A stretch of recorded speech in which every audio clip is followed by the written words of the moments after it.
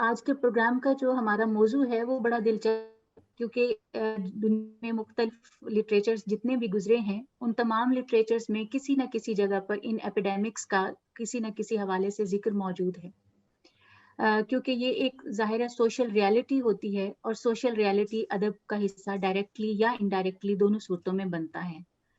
اس حوالے سے ہمارا آج کا سیشن بھی یہی اس موضوع کے حوالے سے ہے کہ ایپیڈیمکس ان لٹریچر اور ان کے کیا اثرات ہوئے ہیں، اور ٹیکنالوجی نے ان اثرات کو ظاہر کرنے میں کس حد تک معاونت کی ہے، جیسے کہ آج ہم ایس او پیز کو فالو کرتے ہوئے یا کسی اور وجوہات کی بنیاد پر ہم ایک جگہ پر اگر فزیکلی موجود نہیں بھی ہیں تو آئی ٹی نے ہمیں کنیکٹ کیا ہے، اگرچہ اس کے اپنے سائیڈ ایفیکٹس ہیں، اس کے اپنے مسائل ہیں، لیکن اس کے باوجود ہم ایک دوسرے کو سن رہے ہیں، ایک دوسرے سے گفتگو کر سکتے ہیں، تو یہ اس دور کا ایک نیا ایک طرح سے نیریٹو بھی ہے جس چیز سے ہم آہستہ آہستہ اس کے عادی رہے ہیں۔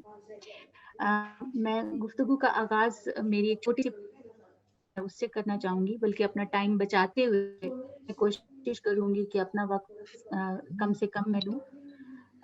اس میں نے دیکھنے کی کوشش کی ہے کہ social and psychological effects of epidemics in Urdu literature, Urdu literature میں کس طرح سے نظر آتے ہیں ہمیں ان ایپیڈیمکس کے اثرات۔ اس میں بنیادی نقطہ جو میں نے اٹھانے کی کوشش کی ہے کہ ادب کسی نہ کسی حوالے سے اس طرح سے لکھا جاتا ہے یا اس طرح سے پیش کیا جاتا ہے کہ اس کو اگر ہم سوشل ہسٹری کہیں تو یہ غلط نہیں ہوگا، کیونکہ اس کے اندر جہاں تاریخ کے یہ بھی موجود ہیں جو عوامی ہوتے ہیں، جو عام لوگوں کی گفتگو ہوتی ہے، ان کے ساتھ جڑی ہوئی زندگی کی تمام چھوٹی بڑی باتیں ہیں وہ ادب میں ریفلیکٹ ہو رہی ہیں۔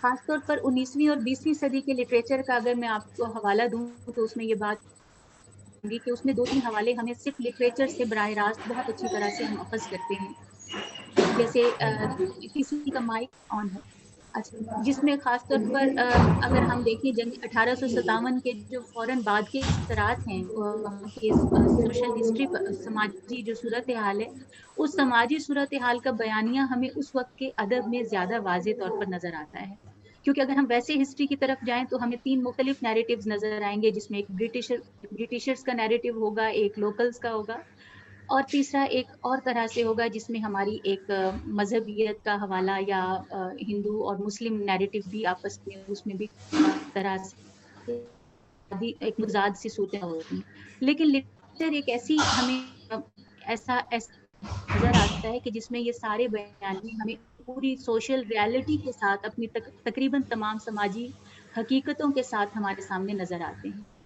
اسی دور کے ادب میں ہمیں تہذیبی ٹکراؤ بھی نظر آتے ہیں، جہاں پر برطانوی اور ہندوستانی ماحول کا ایک آپس میں کلیش آف سویلائزیشن کا بھی ایک پہلو ہمیں نظر آتا ہے، لیکن یہاں ڈائریکٹلی اپنی بات کو سمیٹتے ہوئے اس پہلو کی طرف لانا چاہوں گی کہ اسی دور کے ادب میں ہمیں وہاں پر جو ایک وبائی صورتحال پیدا ہوئی 1814 میں جب یہ ناول لکھا گیا نذیر احمد کا، تو اس میں انہوں نے اس ناول میں بت النغم میں یہ حوالہ پیش کیا ہے کہ ایسے تو اس کی کہانی جو ہے ایک عام کہانی ہے جس میں کہ ڈپٹی نذیر احمد یا اس دور اشرافیہ مذہبی اور جو برطانوی صورتحال ہے اس کے اندر سے ایک اور طرح کا نظریہ بنانے کی کوشش کی جا رہی تھی کہ وہ ایک لوگوں کو انگریزی ماحول سے بھی ڈھالنا چاہتے تھے اور دوسری طرف اپنے ایک تہذیبی تشخص کو برقرار رکھنے کی کوششوں میں بھی مصروف تھے، لیکن یہاں پر اس کہانی کا آغاز ہمارے اس موضوع سے اس لیے متعلق ہے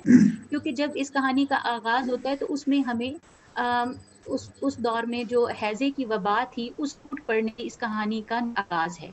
یہ ابتدا ہی اس کہانی کی اس چیز سے ہوتی ہے کہ جو نسو کا والد ہے اس کی ایک وبائی مرض ہیضے کی وبا میں وفات ہو جاتی ہے، اس کے بعد نسو کا خود جو ہے اس کا مدل لانا اس بیماری میں، تو اس بیماری کے اثرات کے نتیجے میں ہم چھوٹی چھوٹی چیزیں ہیں اس ناول میں پیش کی گئی ہیں، سوری یہ 14 میں لکھا گیا ناول ہے۔ یہاں پر میں ایک چھوٹا سا کوٹ پڑھنا چاہیے بغیر کسی بھی تمہید کے، ہمیں واضح ہو جائے گا کہ کس طرح کی سماجی حقیقت نگاری اس میں کیسے نظر آ مثلاً اب وہ اپنے شہر کا قصہ کس طرح بیان کرتے ہیں کہ پورا ایک چلہ شہر پر سختی و پورا ایک چلہ شہر سختی و مصیبت کا گزرا، نہیں معلوم کتنے گھر غارت ہوئے، کس قدر خاندان تباہی میں آ گئے، یہاں تک کہ نواب اماد اللہ ملک نے بھی حیضہ کیا. نماز جمعہ کے بعد دیکھتے ہیں تو جنازہ جامع مسجد کے صحیح رکھا ہے. یعنی فوراً ہی ایک وبا پھیلتی ہے اور ادھر کسی کی بیماری کی اطلاع پہنچتی ہے تو دوسرے ہی لمحے اس کے جنازے کا اعلان ہو رہا ہے. تو اس طرح کی ایک تباہی کی صورتحال حیضہ کس طرح سے پھیلا رہا ہے اس کی ایک سماجی حقیقت نگاری کی جھلک ہمیں توبہ میں نظر آتی ہے. اچھا، جب نسو خود اس بیماری میں مبتلا ہو جاتا ہے، جو اپنے ارد گرد روز کئی جنازے اٹھتے ہوئے دیکھ رہا ہے، وہ خود کس طرح نفسیاتی گزرتا ہے. کوٹ: نسو بھی اپنی نسبت مرنے کا تصور کرنے سے گریز کرتا تھا اور نہیں چاہتا تھا کہ اپنے تئیں مرنے والا سمجھے. آخر چاروں ناچار اس کو سمجھنا پڑا کہ اب میں دنیا میں چند سات مہمان اور ہوں. مرگ کے ساتھ اس کو پہلا قلق دنیا کی مفارقت کا تھا. سر کو دھنتا اور کہتا: حیف در چشم زدن صحبت یار آخر شد. اب یہ وبا میں جب کوئی شخص اس وبا کا شکار ہوتا ہے تو اس کے کیا تاثر ہوتے ہوئے کہ اپنوں سے بچھڑ جاؤں گا اور میرے لیے دنیا میں کچھ کیا ہوگا. اچھا، ایک اور افسانہ جس کا اسی دور میں یہ لکھا گیا اور اس افسانے کا عنوان ہی یہی تھا، کرنتینا. راجندر سنگھ بیدی کا افسانہ ہے. اس افسانے بڑی ایک جو اہم نقطہ اٹھایا گیا ہے وہ کیا ہے کہ یہاں پر وہ کہ زیادہ تر ڈیتھس جو ہیں وہ اس چیز سے نہیں ہو رہی کہ پلیگ پھیلا ہے، طاعون کے مرض سے اتنی وفات نہیں ہو رہی جتنا رکھنے سے مریض جو ہے وہ اس کی وفات ہوتی ہے. اس افسانے میں ایک خاص منظر دکھایا گیا ہے کہ شہر سے باہر ایک عارضی ہسپتال قائم کیا جاتا ہے جس میں ان مریضوں کو لایا جاتا ہے اور انہیں کوارنٹائن کر دیا جاتا ہے. اور اب وہ یہ کہتے ہیں کہ کیونکہ ایک مریض جب دوسرے اپنے ارد گرد روزانہ لوگوں کو مرتے ہوئے دیکھتا ہے تو اس کو لگتا ہے کہ اب اگلی باری میری ہے. تو وہاں پر مصنف نے یہ نقطہ اٹھانے کی کوشش کی ہے کہ مرض سے تو لوگ مر ہی رہے ہیں لیکن ان کی تعداد زیادہ ہے مرنے والوں کی جن لوگوں کو کوارنٹائن کیا جاتا ہے اور اس طرح کے سیل میں لا کر جاتا ہے. اب اس افسانے کا جو ہیرو ہے اس کا نام ہے ولیم بھاگو. یہ ایک صفائی کرنے والا کرسچن ہے اور جب اسے پتا چلتا ہے کہ شہر میں طاعون کی وبا پڑی ہے تو وہ جو فادر ہے اس کے الفاظ اس کے میں گونجتے ہیں جس میں وہ کہتا ہے کہ ہمارے یسوع مسیح نے فرمایا تھا کہ تم بیماروں کی مدد کرو تاکہ وہ موت سے لڑ سکیں. تو بھاگو اس ایک جو سینگ ہے اس کو سنتے ہوئے وہ گلیوں میں بھاگتا ہے اور صفائی کرتا ہے، جو بیمار ہیں ان کی مدد کرتا ہے اور ہر وقت وہاں پر موجود ہوتا ہے. اور خاص طور پر جو لوگ گھروں کے اندر باہر نہیں نکل سکتے، کوارنٹائن ہیں یا بیماری یا پلیگ کے خوف سے، تو ان کو گھروں کے اندر ضروریات زندگی کی چیزیں پہنچ ہے. تو ایک طرح کا اس وقت جب دنیا خوف میں مبتلا ہے تو بھاگو جو ہے وہ بیک وقت مریضوں کی دیکھ بھال، ایک ہاسپٹل کا یہ وہ صفائی والا بھی ہے تو وہاں پر مریضوں کی آلائشیں بھی صاف کر رہا ہے اور ساتھ ساتھ شہر کی گلیوں کو بھی صاف رکھنے کی کوشش کر رہا ہے تاکہ یہ وبا مزید پھیلے. ایک ناولٹ یہاں میں ذکر کرنا چاہوں گی حسن منظر صاحب کا، وبا. اس چونکہ حسن منظر کا اپنا جو پروفیشن کے اعتبار سے بھی وہ ڈاکٹر ہیں تو انہوں نے جس طرح سے اس جو وبائی آج کے ہسپتال ہوتے ہیں اور ان کے اندر کی جو صورتحال ہوتی ہے اس کو بڑی خوبصورتی کے ساتھ پیش کیا. خوبصورتی سے میری مراد یہ ہے کہ باریکی سے پیش کیا ہے کہ ہمیں وہاں پر یہ ایک ایسا ناول ہے جس میں ایک کہانی نہیں ہے بلکہ ایک ہسپتال کا وارڈ ہے جس میں ہر مریض کی ایک اپنی کہانی ہے اور مریض کے ساتھ جو تیماردار، کیونکہ ایک تیماردار کو رہنے کی اجازت ہے تو اگر کوئی بچہ ہے تو اس کے ساتھ ماں اس کی تیماردار ہے تو اس وقت اس ماں کی کیفیت کیا ہو سکتی ہے، لوگوں کے اپنوں سے بچھڑنے کا غم کیا ہو سکتا ہے. تو یہ ساری چیزیں جو ہیں وہ بڑی باریکی سے، بڑی انسانی ہمدردی کے ساتھ اور ایک گہرے ادیب کی نظر سے پیش کی گئی ہیں. ایک مکالمہ یہاں پر درج کیا ہے میں نے کہ وارڈ بوائے حکم سناتا ہے کہ ملنے کے لیے دوسرے گھر والے نہ آئیں، صرف ایک آدمی یا عورت ساتھ رہے گا. نیم کی ایک شاخ لاؤ اور اسے مریض پر ہلاتے رہو، مکھیاں نہ بیٹھنے پائیں، خاص طور پر آنکھوں پر، ورنہ آنکھیں چلی جائیں گی. تو یعنی یہ وبا کے صورتحال کو کس طرح سے پیش کیا گیا ہے اس میں، یہ بڑی خوبصورتی سے، بڑی باریکی سے اور بڑی ایک یعنی آنکھوں کے سامنے یہ مناظر ایسے سامنے آ جاتے ہیں. اور اس میں چیچک کے مریضوں کا اور جو ٹیٹنس کے مریض ہیں ان کے حوالے سے اس میں کہانی میں مختلف انداز میں پیش کیا گیا ہے. آخر میں اپنی گفتگو کو ڈاکٹر جعفر احمد کے کوٹ پر مکمل کرنا چاہوں گی. ڈاکٹر سید جعفر احمد کا کوٹ یہاں ان کی پڑھنا چاہوں گی. وہ لکھتے ہیں ڈاکٹر سید جعفر احمد کہ بیدی کی کہانی قرنطینہ پر اس تبصراتی مضمون کو پڑھنے والے قارئین سے کیا یہ درخواست کرنا بیجا ہوگا کہ اب جب کہ ساری دنیا کی طرح ہم بھی ایک خطرناک وبا سے دوچار ہیں، ہم اس لڑائی میں اگلے محاذ پر لڑنے والے ڈاکٹروں، نرسوں اور دیگر تکنیکی عملے کے ساتھ ساتھ ہسپتالوں کے سویپرز، ہلاک شدگان کی تجہیز و تدوین کرنے والے انسانیت کے خدمت گزاروں کو بھی نہ بھولیں اور ان کی خدمات کا بھی کھل کر اعتراف کریں. کیا ہمارے کالم نگار اور ٹی وی چینلوں کے پیشکار معاشرے کے ان بالکل ہی دھتکارے ہوئے لوگوں کو اپنی قومی بیانیوں میں جگہ دیں گے، جن کو ہم گھر کے برتنوں میں پانی دینے بھی روادار نہیں، مگر جو ان دنوں ہمارے ان عزیز ترین رشتہ داروں اور دوست احباب کے بیمار جسموں کو صاف کر رہے ہیں، ان کی غلاظتوں کو صاف کر رہے ہیں، جن کے قریب بھی جانے کی ہم ان دنوں ہمت نہیں کر رہے.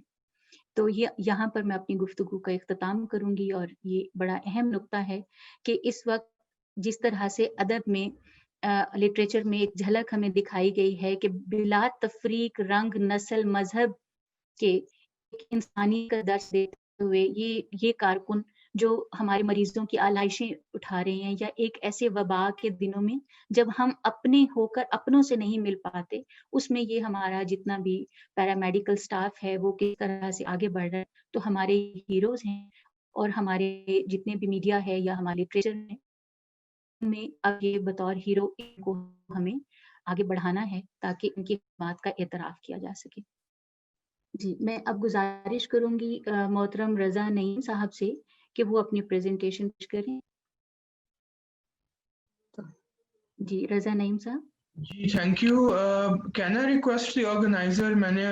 I sent them my presentation. If they can put it on, if I can request them.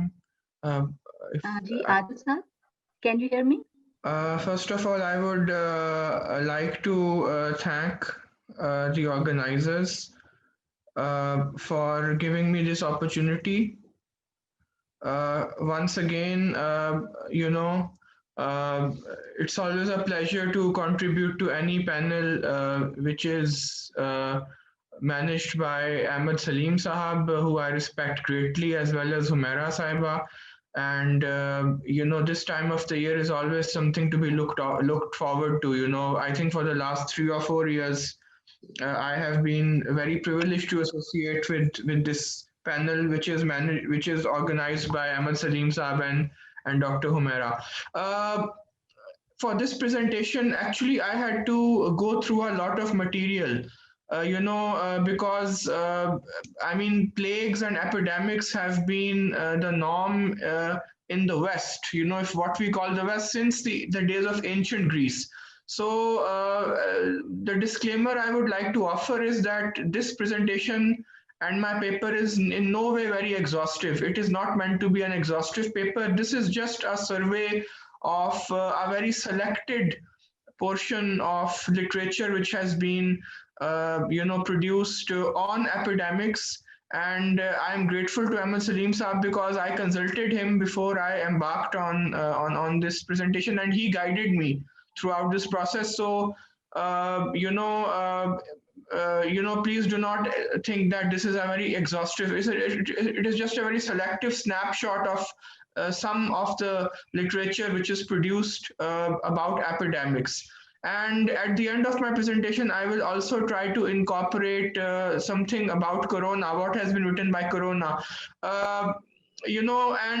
Interestingly, because I'm a translator myself, most of this literature which I am going to be talking about has come to us through translation. Whether it's Italian literature, whether it's ancient Greece, whether it's France, most of it has come to us through translation. So let me begin my presentation.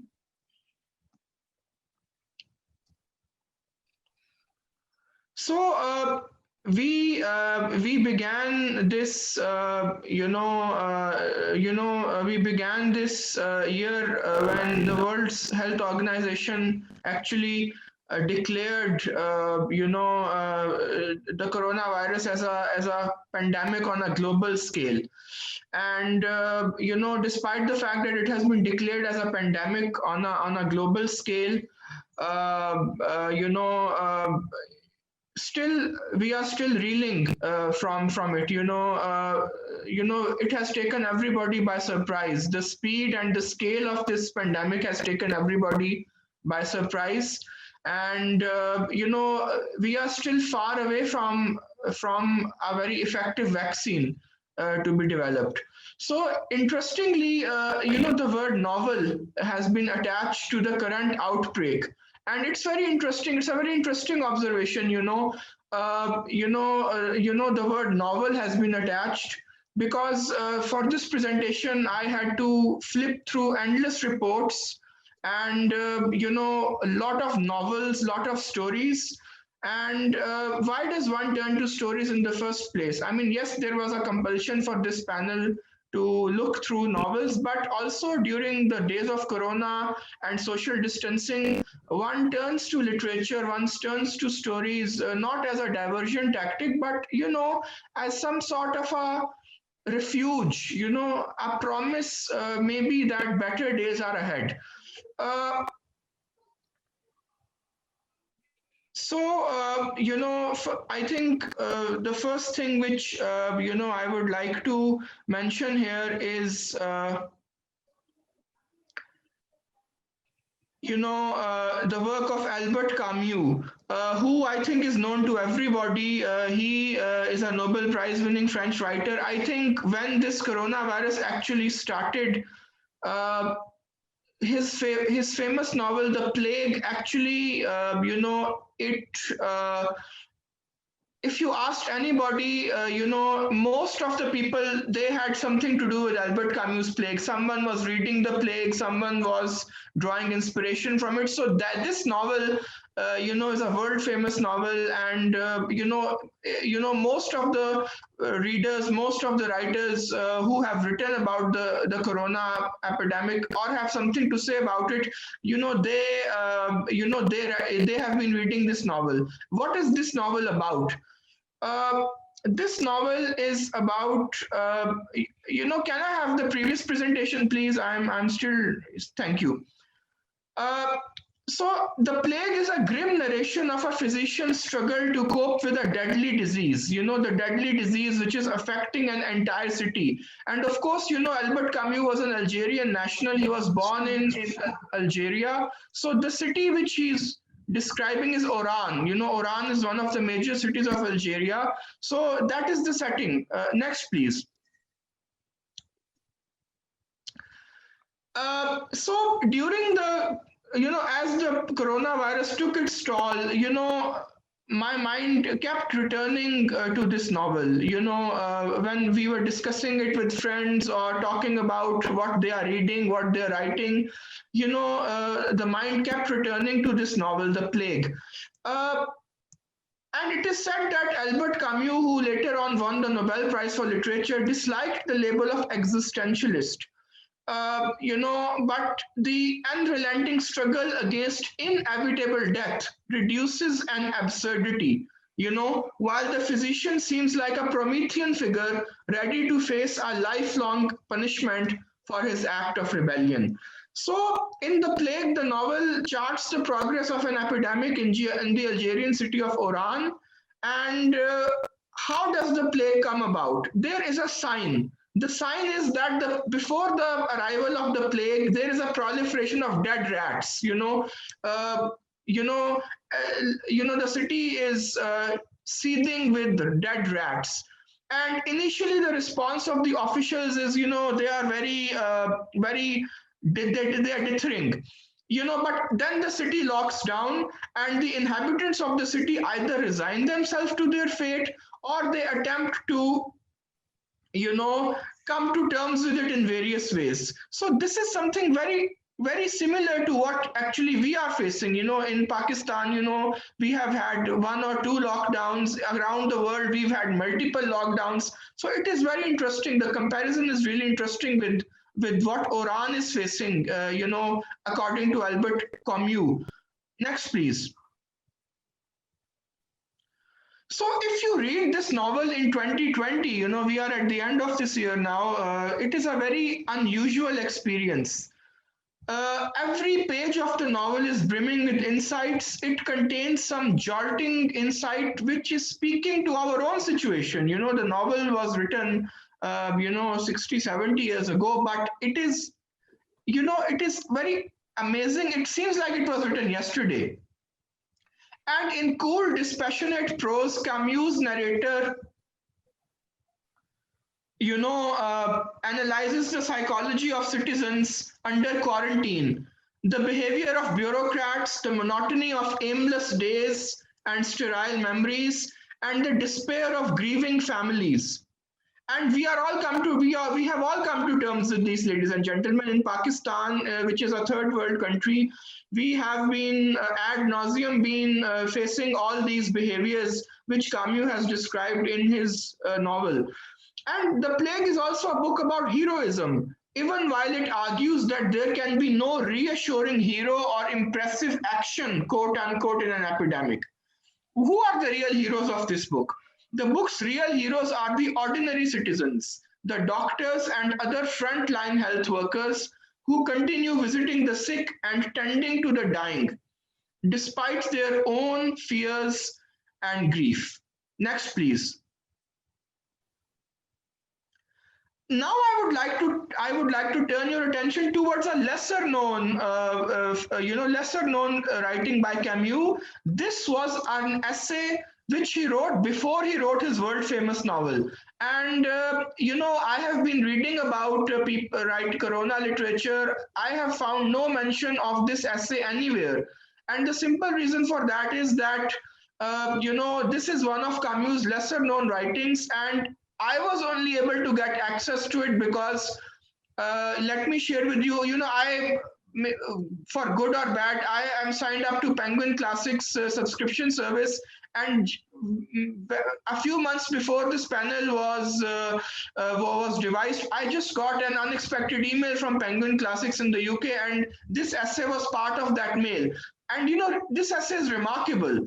A few early years earlier, when the plague was still germinating in Camus' mind, he wrote an imaginative essay that prefigured his great novel and which was recently translated into English for the first time. What is he saying in this essay? It's called An Appeal to Doctors Fighting the Plague.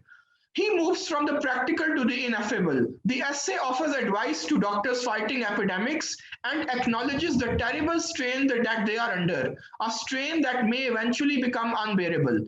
And when that day comes, according to Camus, he will have no more words or insights to offer, but only his compassion. And it's a sentiment that speaks movingly across the years to our own time in the 21st century. Next, please. In this essay, called An Appeal to Doctors Fighting the Plague, Camus says at the outset, and I quote, "The narrator is perfectly aware how unfortunate it is that he cannot here describe some truly spectacular, for example, some reassuring hero or an impressive action. The dreadful days of the plague do not seem like vast flames, cruel and magnificent, but rather like an endless trampling that flattens everything in its path." End quote. Again, some other words of wisdom by Camus. The most important thing is that you never be afraid. And again, I quote, "The plague is born of excess. It is excess itself and has no limits." End quote. Next, please. Before concluding, Camus says, and it's a quote which is worth sharing with all of you. I quote, "The fact remains that none of this is easy. Despite your masks and sachets, the vinegar and the protective clothing, despite the calmness of your courage and tireless effort, the day will come when you can no longer bear this city of dying people. The crowd that turns in circles along its dusty, scorching hot streets, their cries, their terror that knows no future. The day will come when you will want to shout out your disgust in the face of everyone's pain and fear. When that day comes, there will be no longer any solution I can offer other than compassion, which is the sister of ignorance." End quote. Next, please. Then we come to the English writers. You know, one of the most famous writers who was witness to the plague was Daniel Defoe. And he wrote this book called A Journal of the Plague Year, which talks about the details of a disease-afflicted city. It was published in 1722, but it has been set in 1665. Uh, Raza, may I request you for conclusion? Ji, please. Next, please.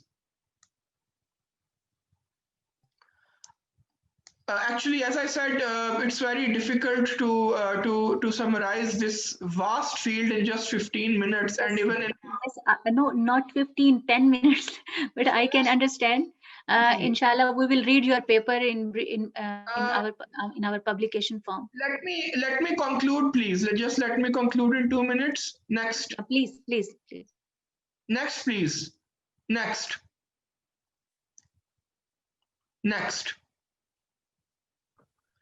So, yes, in conclusion, if the reader is wondering about the source of the poetic title of my paper, it comes from Kishwar Nahid's long poem called Kaun Inka Masiha Banega, Who Will Be Their Messiah? And this poem was written earlier in the year, regarding COVID-19. And Kishwar Sahiba, of course, is a world-renowned poet. She herself became afflicted by corona.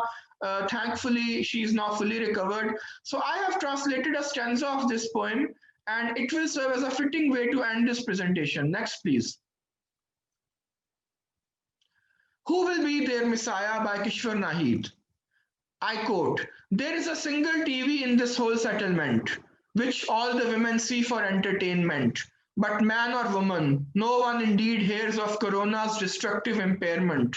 From Iran to Milan, there is no dearth of people dying daily, people being buried under the earth. In our raw settlement, even the news of the dead does not arrive. But one news indeed does arrive, that of a scene where only pigeons circling around the great mosque and the revered Kaaba can be seen." End quote. Next, please.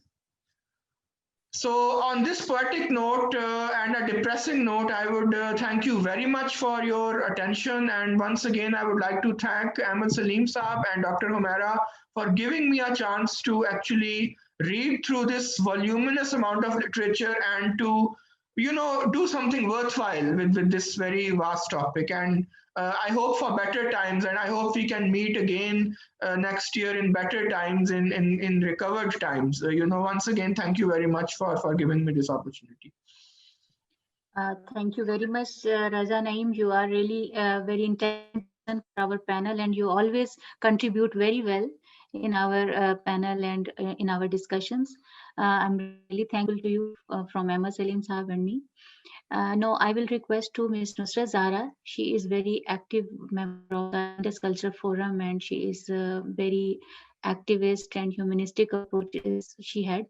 So I will request to Ms. Nusrat Zahra to present her views.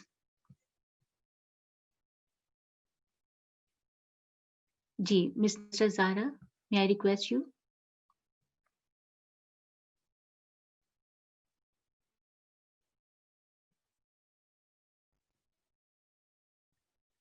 Hello. Hello. आप लोगों को मेरी आवाज आ रही है? Yes, we can hear you, please.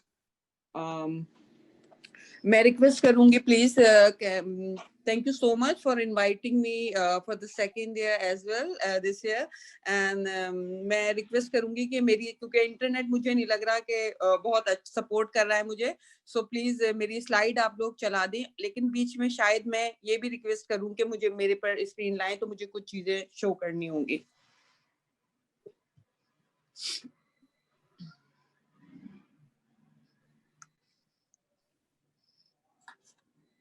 Thank you.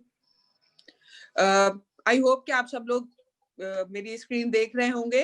आप लोग को आवाज आ रही है? अगर नहीं आ रही हो तो मुझे बताइएगा, तो फिर मैं कोशिश करूंगी कि बेहतर اس پہ جاؤں. آج کا جو ٹوڈیز میرا ٹاپک جو ہے وہ literature created in Pakistan languages aimed pandemic ہے, اور جس کے لیے میں بہت شکر گزار ہوں احمد سلیم صاحب کی اور حمیرہ آپ کی.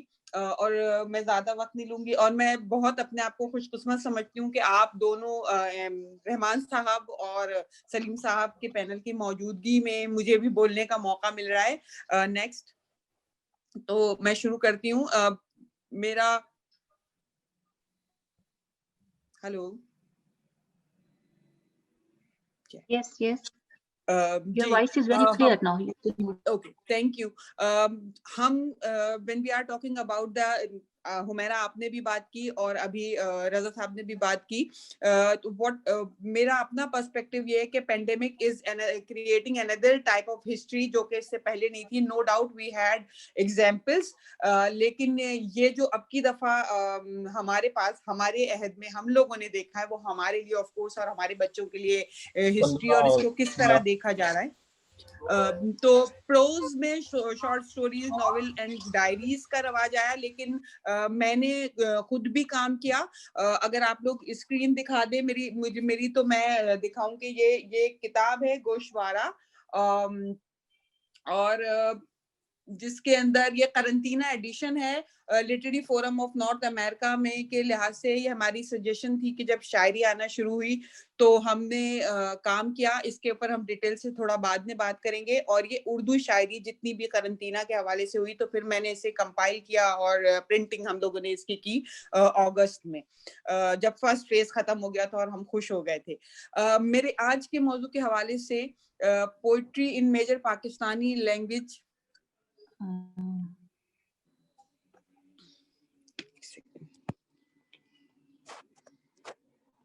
میرا آج کے میں نے جو سلیکٹ کیا ہے وہ ہے پنجابی, سندھی, پشتو, اردو اور بلوچی اور سرائکی جو زبانوں سے شاعری. میں نے اس کے لیے آئی سی ایف ہمارے فورم نے بہت یہ کام کیا تھا کہ ہم لٹریری فورم آف نارتھ امریکہ سے میں پروگرامز کر رہی تھی جو اردو میں کام ہو رہا ہے سارا کا سارا. ویڈیو پروگرامز ہم نے تقریباً 15-16 کیے پوری دنیا سے. اسی طرح ہمارا جو فورم ہے آئی سی ایف جو ہے انڈس کلچرل فورم, اس سے نیاز نے پروگرام کیے تھے جو تمام زبانوں کی شاعری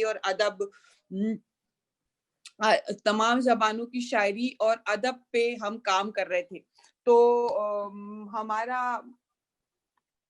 ایک سیکنڈ, ہم جو کام کر رہے تھے اس میں ہمارے لیے مستقل جو شاعری آ رہی تھی, جو ادب لکھا جا رہا تھا, وہ سارا کا سارا ہم جو ہے وہ پیش کر رہے تھے اپنے پروگراموں کے تحت. اور اسی کی مدد سے میں نے یہ اپنا پیپر تیار کیا ہے. اور ہم ہر سیشن کے اندر 4 سے 5-7 لوگوں کو بلاتے تھے جتنے بھی اویلیبل ہوتے تھے اس وقت آن لائن. لیکن میں نے خصوصاً جو ہے وہ پنجابی سے بابا نجمی, ثروت محی الدین کا پیپر دیکھا, اور اسی طرح سندھی سے عدل سومرو صاحب کا اور عزیز گوپانگ صاحب کا دیکھا. اور آپ کا پشتو سے میں نے رحمت شاہ سائل, اقبال حسین افکار کو اپنے پاس چوز کیا ہے. اردو سے ثاقب ندیم, سروت زہرا اور افضل فہیم شناس صاحب کا ہے.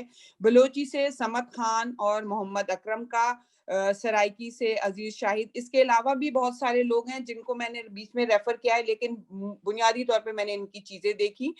شاعری کا ہمارا کام زیادہ تھا. Please next. جی, کووڈ-19 سے ہم سب کو پتا ہے کہ لاک ڈاؤن آیا, کوارنٹائن آیا, سالیٹیوڈ آیا, ہم لوگ سب تنہائی, سوشل ڈسٹینسنگ آیا اور موت, ڈیتھ. نیکسٹ. اس کے اثرات کیا ہوئے؟ آف کورس جب آپ تنہائی کا شکار ہیں, اور خاص طور پہ ہم سب کو پتا ہے لکھنے سے ہمارا تعلق ہے, تو ہم نے سب نے لکھنا شروع کیا.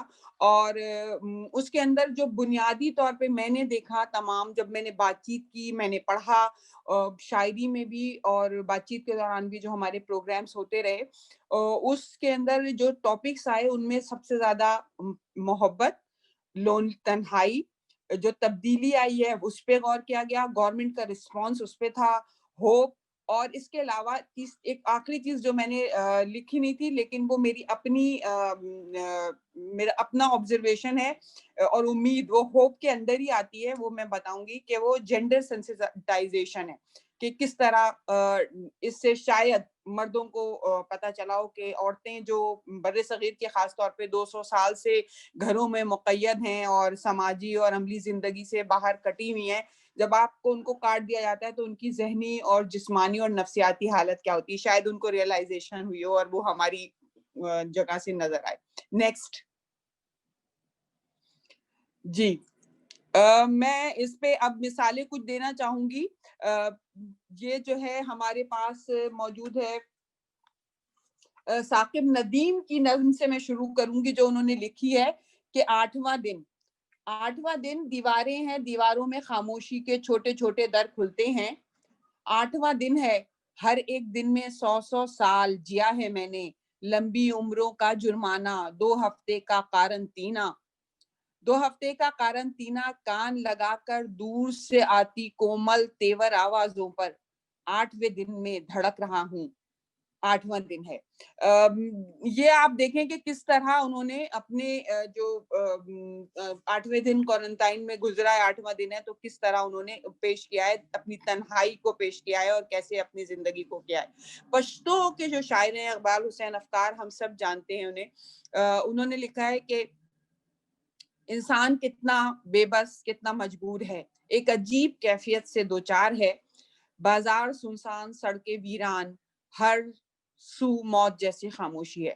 کتنا ڈائریکٹ اور کتنا کلیئر وہ بتاتے ہیں کہ کس طرح وہ لونلینس کا شکار ہیں اور کس طرح موت کا فریب جو ہے وہ ہمارے پر ہے. سرائیکی زبان کے شاعر عزیز شاہد کہتے ہیں کہ کیا کہوں یار کیا بھول گئے ہیں، کیا کہوں یار کیا بھول گئے ہیں، آئی ایسی وبا کے بچھڑ گئے ہیں. تھوڑا معذرت کی میری قبول کیے گا، میری جو سرائیکی اور پنجابی ہے وہ بہت اچھی نہیں ہے، لیکن کہیں ابلاغ ہو سکتا ہے غلطی ہو تو میں پہلے سے پیشگی معذرت خواہ ہوں. نیکسٹ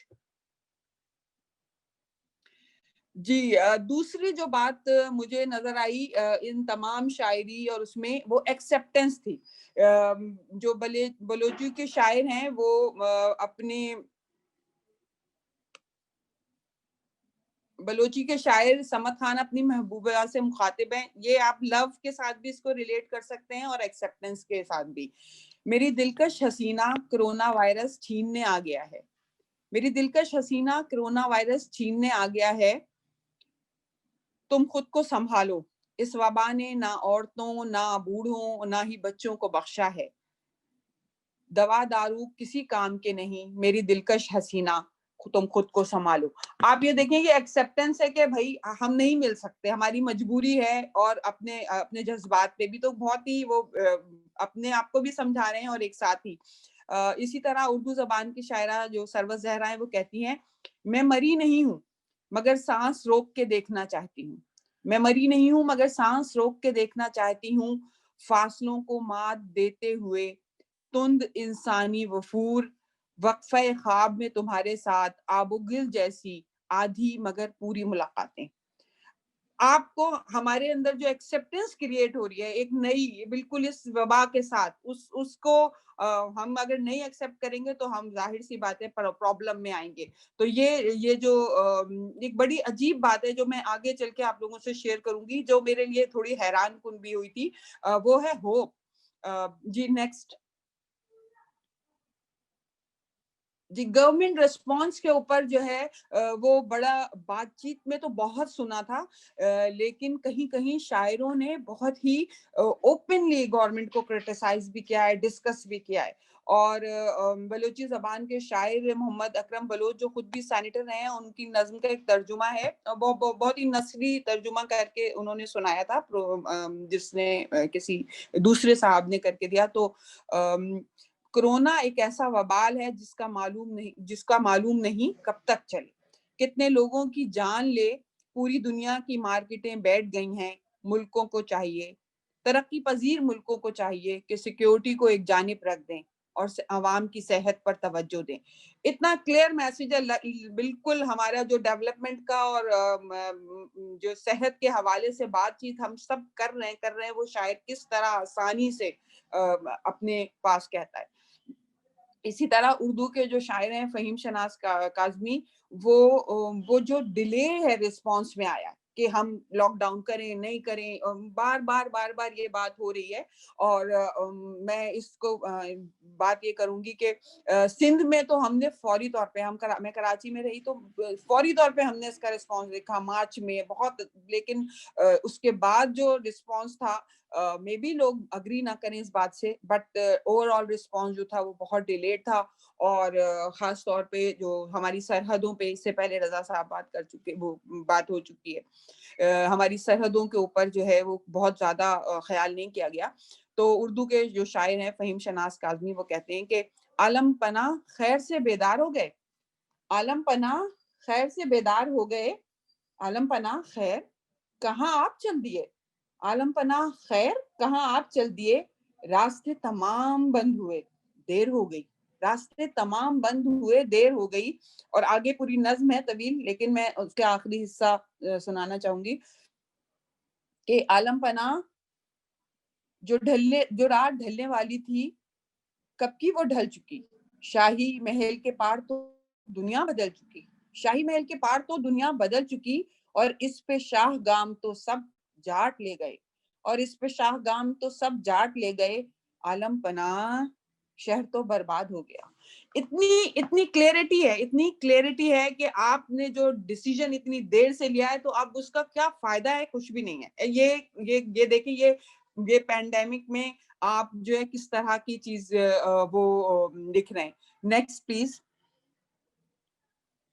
ہوپ, یہ اتنی پازیٹیو چیز مجھے نظر آئی ہے, جو آپ کو ان سب پرابلمز کے باوجود, اس سماجی دوری کے باوجود, جہاں بار بار سب لوگ کہہ رہے ہیں کہ ہم کیا محبت دوبارہ نہیں کر سکیں گے. بالکل فاطمہ حسن کہتی ہیں ایک جگہ کہ میں مصرع ان کے 2 پڑھاتی ہوں, پڑھ کے سناتی ہوں آپ لوگوں کو اپنی یہ جو میں نے کتاب وہ کی, کیا محبت کے بغیر جیا جا سکتا ہے. زندہ رہنے کے لیے وہ کہتی ہیں کہ زندہ رہنے کے لیے دریچے بھر ہوا ضروری ہے, اور سانس بھر محبت بھی, تو وہ اس کا مطلب یہ کہ آپ محبت کے بغیر نہیں جا سکتا. ہم ہوپ کی طرف آتے ہیں کہ یہ ہوپ ہی دلا رہی ہیں. پھر پنجابی زبان کی مشہور شاعرہ ثروت محی الدین نے بات چیت بھی کی, میری ان سے بات ہوئی, آئی سی ایف کے پینل پہ بھی انہوں نے بات یہی کی کہ ایٹ دا اینڈ ہمیں یہ سوچنا چاہیے کہ ہم کیا سیکھیں گے, کیا ہم سیکھیں گے, اور ہم اگر امید کا دامن چھوڑ دیں گے تو ہمارے لیے مشکل ہو جائے گی. وہ کہتی ہیں اپنی نظم میں کہ اپنے اندر جھانک کے دیکھا تو گھپ اندھیرا تھا, خاموشی اور ویرانی کا ڈیرا تھا, کچھ دیر بعد جو اوپر دیکھا تو آسمان کا رنگ نیلا رنگ نظر آیا, چڑیوں کے جب گانے سنے, کھلکھلاتے پھول دیکھے, چاروں طرف رنگ دیکھے, تو سوچنے لگے ہیں کہ جاگتی آنکھوں سے بھی سپنے دیکھے جا سکتے ہیں, نئی عادات سیکھ سکتے ہیں, نئی زندگی جی سکتے ہیں. I mean life is most important thing وہ کہتی ہیں, اور ہم جیت سکتے ہیں. ہمیں اسی طرح پشتو زبان کے جو مشہور شاعر ہیں رحمت شاہ سائل اپنی نظم میں کرونا سے سامنا میں کہتے ہیں, اس نظم کا عنوان ہے کہ تم وبا ہو, آفت ہو یا کوئی بلا, کرونا اے کرونا تم وبا ہو, آفت ہو یا کوئی بلا, مگر میں بھی ابن آدم ہوں, کل انسانیت کے وجود کا کہ درد کا درد وجود, میں تم سے جیت جاؤں گا.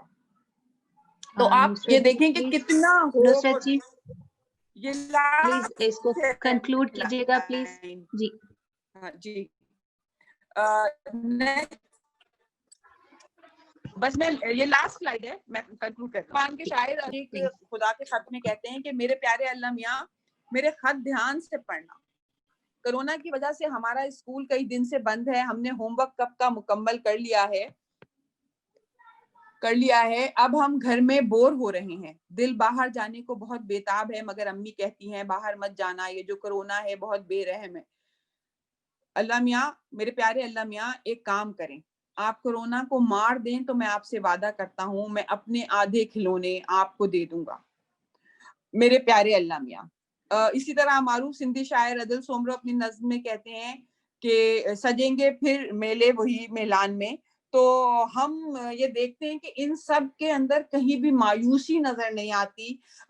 اسی طرح آگے جو ہے انہوں نے عدل سومرو نے, جیسے بھی ڈاکٹر اور نرسز کی بات ہوئی, ان کے اوپر بھی بہت بات کی ہے.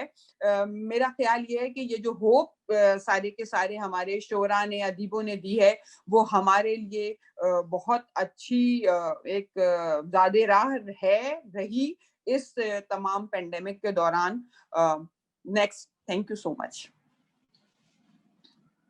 وے فارورڈ میں یہی کہوں گی کہ support for research and publications کریں, کنٹینیوشن آف آن لائن جو پبلیکیشن پروگرامز کریں, اور اس کے لیے بہت زیادہ ضرورت ہے. ہم نے ایک اپنا یہ جو میگزین بہت ہی مختصر یعنی ایڈیشن نکالا تھا, گوشوارہ قرنطینہ ایڈیشن, اس کے لیے ہمیں خاصی محنت کرنی پڑی, بٹ وی آر ہیپی کہ ہم نے ریسرچ کے لیے کوئی مٹیریل جمع کر لیا. And thank you so much again for giving me opportunity. Thank you.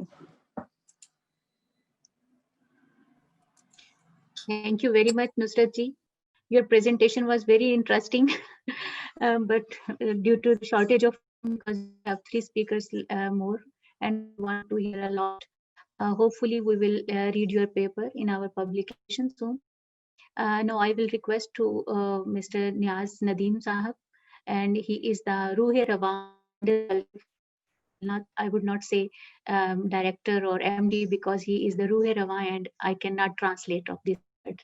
So I will request to Mr. Niaz Nadeem to present his paper. جی السلام علیکم تمام دوستوں اور میرے استادوں, احمد سلیم صاحب, آئی رحمان صاحب, نصرت, رضا, زبیر, ہمیرا, آپ سب کو سلام. بہت شکریہ کہ یہ دوسرا سال ہے کہ ہمیں یہ اپرچونٹی مل رہی ہے. احمد سلیم صاحب کی نگرانی میں ہم یہ کام کرتے ہیں, کوشش کرتے ہیں کہ تھوڑا بہت جو ہم کنٹریبیوٹ کر سکیں وہ کرتے ہیں. میں نے تھوڑا سا یہ جو ہمارے اسکالرس نے بات کی ہے ان کے مقابلے کا تو کوئی کام نہیں کیا جو پہلے تینوں اسپیکر تھے. میں نے اس پہ کام کیا ہے کہ میڈیمز اور طریقے کون سے استعمال کیے گئے کووڈ آنے کے بعد, اور کس طرح سے لٹریچر کی جو کمیونٹی ہے انہوں نے رسپونڈ کیسے کیا اور نئے طریقے کیسے دریافت کیے اور ان کا استعمال کیا. آپ کو معلوم ہے کہ جو دسمبر آنورڈ جو سیزن ہوتا ہے وہ ہمارے فیسٹیولز کا سیزن ہوتا ہے. پاکستان بھر میں مختلف جگہوں پہ ہمارے اپنے پاکستان کی مادری زبانوں کے ادبی میلے سمیت Karachi literature festival, Hyderabad literature festival, Lahore literature festival, Faisal آباد, بہت سارے لٹریچر فیسٹیولز, اس طرح کی کانفرنسز, ڈی پی آئی کی تھنک فیسٹیولز, اور بہت سارے کام ہو رہے ہوتے ہیں, اور یہ بہار کے موسم کے آخر تک چلتے رہتے ہیں. گزشتہ سال جو اسی سال جو کورونا آیا اس کی پیک تو ہمارے ہاں فیبروری میں شروع ہوئی. کچھ اہم ایونٹس ہمارے ہو چکے تھے. کراچی لٹریچر فیسٹیول ہو چکا تھا, مادری زبانوں کا ادبی میلہ ہو چکا تھا, لاہور لٹریچر فیسٹیول ہو چکا تھا, لیکن کچھ بہت اہم ایونٹس کینسل بھی کرنے پڑے تھے. جیسے آپ اس میں دیکھ رہے ہیں سندھ لٹریچر فیسٹیول جو ہے وہ ہمارے دوستوں کو بڑی اسٹرگل کے ساتھ وہ کرتے ہیں اور کم ریسورسز میں کرتے ہیں, ان کو نقصان بھی اٹھانا پڑا تھا مالی طور پہ بہت سارا, لیکن ان کو وہ کینسل کرنا پڑا. تو کورونا, کووڈ اور لاک ڈاؤنس ایسے موسم میں آتے ہیں کہ ہمارے فیسٹیولز جو ہیں کچھ ہو پاتے ہیں, کچھ رک جاتے ہیں. کریٹیوٹی ظاہر ہے کہ اپنا راستہ تلاش کر لیتی ہے, اور میں نے اس میں سب سے زیادہ جو مثالیں دی ہیں یہ آصف فرقی صاحب کی دی ہیں, جو کہ اسی سال ہم سے بچھڑ بھی گئے اور پاکستان میں ادبی میلوں کی بنیاد رکھنے والے اور بہت ہی عمدہ قسم کے رائٹر تھے. سب سے پہلے نثری طور پہ اگر دیکھا جائے تو ان کی جو کووڈ ڈائریز ہیں ویڈیو اور آڈیو کی صورت میں اور رائٹنگ کی صورت میں وہ آنا شروع ہوئی, اور رائٹرز نے یہاں سے اپنا رسپانس देना शुरू कर दिया कोरोना को और कोविड को। पोइट्री जैसे नुसरत के भी पेपर में जिक्र था कि पोइट्री का बहुत ज़्यादा डोमिनेंस रही। शायरी जैसा कि हमारे खित्ते का कि एक अहम मीडियम है, तो शायरी तो बहुत ज़्यादा रही, लेकिन डायरीज लिखना लोगों ने शुरू की और आसिफ फरकी ने स्टार्ट किया। कुछ जो है शॉर्ट स्टोरीज और बाकी नसरी चीज़ें भी आना शुरू हुई, लेकिन क्रिएटिविटी डोमिनेट करने लग गई हमारे लिटरेचर के फील्ड में। ये जो सारे तरीके थे, मतलब हम एनजीओस वाले जो दोस्त हैं वो तो हमें सारा मालूम है कि जी जूम क्या होता है, फेसबुक लाइव क्या होता है, वो लाइव स्ट्रीमिंग क्या होती है, एसडीपीआई की कॉन्फ्रेंस, एसडीपीआई टीवी तो बहुत अच्छे से चल रहा है, इस तरह की चीज़ें हम सबको तो मालूम है। लेकिन मैं इंफॉर्मेशन की बुनियाद पे कह रहा हूँ कि बहुत सारे जो अदबी हमारे दोस्त हैं उन्होंने जूम का नाम तक नहीं सुना था। ये स्ट्रीम यार्ड और स्ट्रीमिंग के तरीके क्या होते हैं ये उनको मालूम नहीं था। ज्यादा से ज्यादा फेसबुक को हम अपनी पोस्टों या किसी इवेंट से लाइव जाने के लिए इस्तेमाल करते थे, लेकिन यूट्यूब पे लाइव जाना, फेसबुक पे लाइव जाना या इंस्टाग्राम पे लाइव जाना, ये सारे ऐसे मीडियम्स थे जो हमारे राइटर्स ने कम से कम और जो अदबी हल्के हैं इन्होंने कोविड के बाद एक्सप्लोर करना शुरू किया। इससे पहले हम इनमें से कोई तरीके बहुत ज्यादा इस्तेमाल नहीं करते थे। इवन इंडस कल्चरल फोरम भी हमारे मेले लाइव स्ट्रीम होते थे फेसबुक पे, लेकिन हमने इसी तरह के लाइव प्रोग्राम करेंगे, ऑर्गेनाइज्ड काम करेंगे, ये हमने इससे पहले नहीं किया था। डिस्कशंस शुरू हुए, जैसे रजा के पेपर में इंटरनेशनल अदब का जिक्र था, नुसरत के पेपर में जो बाद में लिखा गया उसका जिक्र था, और हुमेरा के पेपर में पाकिस्तान में और बरे सगीर में जो वबा के हवाले से उर्दू अदब में चीज़ें लिखी गई उनका जिक्र था। तो बहुत सारी चीज़ें डिस्कशन में इंटरनेशनल अदब से भी और लोकल अदब से भी, हसन मंजर के नावल का आपने जिक्र किया, हुमेरा उनका जिक्र होने लगा। ये मैंने एक सराइकी नावल कोट किया है यहाँ पे, घान इसका नाम है। ये सलीम शहजाद साहब का नावल है जो इससे मेरे ख्याल में 3 साल पहले छपा है। उसमें इसी तरह की किसी बीमारी का इमेजिनरी जिक्र है। उनके कैरेक्टर्स हैं जो शहर में मास्क लगा के घूम रहे हैं, जिनकी सांस घुट रही है, कोई इस तरह की वबा आई है कि लोगों के लिए सांस लेना मुश्किल हो गई है। तो ये नावल जो सलीम शहजाद साहब बहुत अच्छे राइटर हैं सराइकी के और उर्दू के भी बहुत डिस्कशन में रहते हैं, लेकिन ये नावल पर्टिकुलरली डिस्कशन में अभी कोविड के बाद आया कि उस नावल में जिक्र है। हमारे एक और दोस्त हैं हमजा हसन शेख साहब, उन्होंने 14 डेज मोर के नाम से एक नावल अंग्रेजी में लिखा जो ऑनलाइन उन्हीं दिनों में, यानी पहले 2-3 महीने के अंदर क्वारंटाइन के दिनों में शाया हो गया। इंटरनेशनल अदब के हवाले रजा ने दिए बहुत सारे, वबा के दिनों में मोहब्बत को भी उर्दू तर्जमे का जो जिक्र है वो ज्यादा अरशद वहीद साहब के जो नावल जो जिन्होंने तर्जमा किया है उसका जिक्र भी बहुत ज्यादा आने लगा। तो पाकिस्तानी अदब में कोरोना की रिलेवेंस तलाश की गई, इंटरनेशनल अदब में उसकी रिलेवेंस तलाश की गई, जो माजी करीब में लिखा गया अदब है उसके अंदर तलाश की गई, और जो अभी जैसे फिल्मबदी तबसरे या कमेंट्री होती है, इसी तरह का जो फिल्मबदी अदब है वो भी बहुत ज्यादा आना शुरू हुआ। उसके बाद ये होता है कि एक फेस्टिवल्स की एक नई सीजन ऑनलाइन शुरू हो जाती है। हमने देखा कि जो लाहौर लिटरेचर फेस्टिवल है उसका भी ऑनलाइन एडिशन आया, फैसलाबाद लिटरेचर फेस्टिवल का ऑनलाइन एडिशन आया, Pakistan national council of the arts ने बहुत सारे यानी कोई सीरीज ऑफ प्रोग्राम्स उन्होंने ऑनलाइन जूम के जरिए, फेसबुक लाइव के जरिए और मुख्तलिफ तरीकों से करना शुरू किए। अकादमी अदबियात पाकिस्तान ने ऑनलाइन सेमिनार और मुज़ाकरे मुनक़िद किए। इवन इकबाल के हवाले से 3 दिन की कॉन्फ्रेंस वो भी बहुत ज़्यादा ऑनलाइन हुई। पंजाबी ज़बान में आलमी अदब के तराजुम के हवाले से एक प्रोग्राम है वो ऑनलाइन हुआ। ऑक्सफोर्ड का जो होता है इस्लामाबाद लिटरेचर फेस्टिवल, इसका इस साल एक पूरा मुकम्मल ऑनलाइन एडिशन आया जो 1 हफ्ते तक चलता रहा, और इसमें से लोगों ने नई नई अपॉर्चुनिटीज भी ऑफ कोर्स तलाश की कि जैसे आप जो फिजिकल फेस्टिवल है वो शायद 1 या 2 दिन या 3 दिन का आप कर सकते हैं, लॉजिस्टिकली और रिसोर्स वाइज आपको इतनी इजाज़त मिलती है, लेकिन इस तरह के ऑनलाइन इवेंट्स को आप 1-1 हफ्ते तक लेकर जा सकते हैं। जैसे आपने देखा कि इस्लामाबाद लिटरेचर फेस्टिवल तकरीबन 1 हफ्ते तक ऑनलाइन जारी रहा। میں چاہوں گا کہ جو عالمی اردو کانفرنس ہوتی ہے کراچی آرٹس کونسل کی جانب سے، انہوں نے تھوڑا سا بریو ایکشن لیا.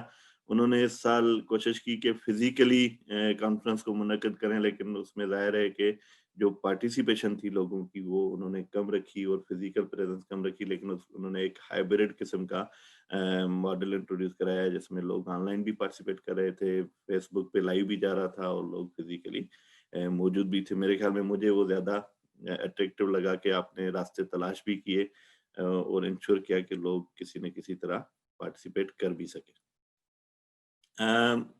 انڈس کلچرل فورم نے ایک پورا پروگراموں کا سلسلہ شروع کیا. یہ جیسے میں نے کہا کہ ہم نے نئے طریقے ایجاد کیے، ایجاد تو نہیں کیے لیکن نئے طریقے استعمال کرنا سیکھے، اور ہم نے کوئی 12 سے 15 پروگراموں کی ایک سیریز شروع کی جس میں ہم نے ہر زبان کے ادب کے حوالے سے پروگرامز کیے کہ ان زبانوں میں جو موجودہ ادب ہے جو لکھا گیا ہے پہلے، اس کی اس صورتحال کے ساتھ ریلیونس کیا ہے مختلف زبانوں کے ادب کی.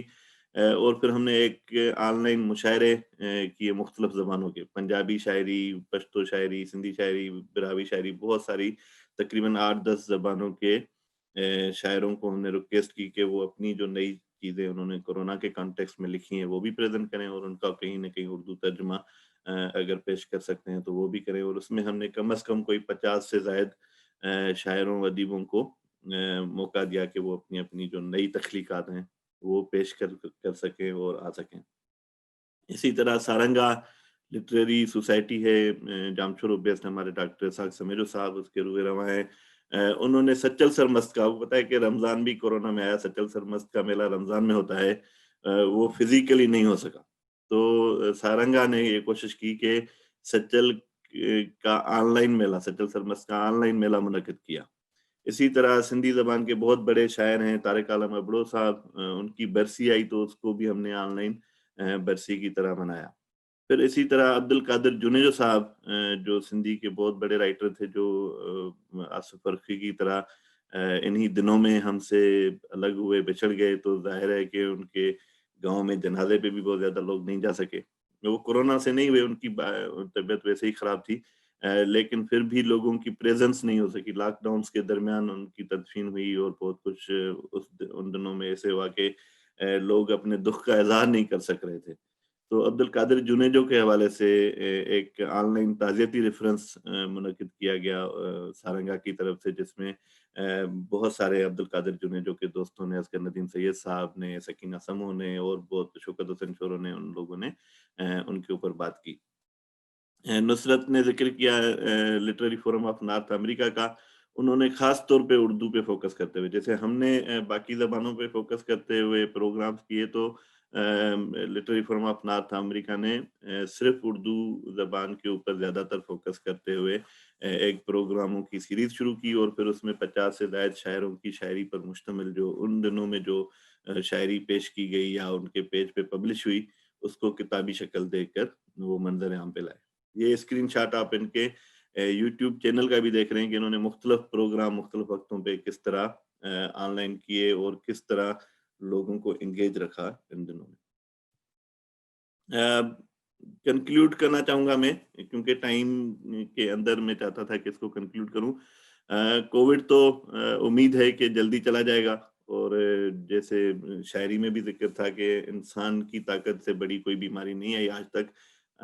امید ہے کہ سائنس اور جو انوینشنس ہیں وہ اس کو شکست دے دیں گی، کورونا کو چلا جائے گا.